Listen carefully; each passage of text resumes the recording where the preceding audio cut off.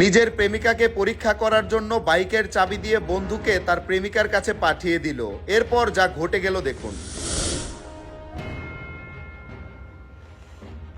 আপু একটু নামতে হবে। নামবো মানে? হ্যাঁ, আমার বাইক নিয়ে আমি যাব, নামবেন না? আপনার বাইক মানে? এটা তো আমার বয়ফ্রেন্ডের বাইক। কি যে বলেন, বাইকটা আমার, আপনার বয়ফ্রেন্ডের বাইক হবে কেন? নামেন নামেন, আপনি দ্রুত কি নামেন। আমাকে পাগল পাইছেন? এটা আমার বয়ফ্রেন্ডের বাইক। আর ও আমাকে একটু বসতে বলছে, এখানে বলছে তুমি একটু বসো, আমি সামনে থেকে আসছি। দেখেন, আপনার কোথাও ভুল হচ্ছে, এটা আমার বাইক, আপনার বয়ফ্রেন্ডের বাইক হবে কেন?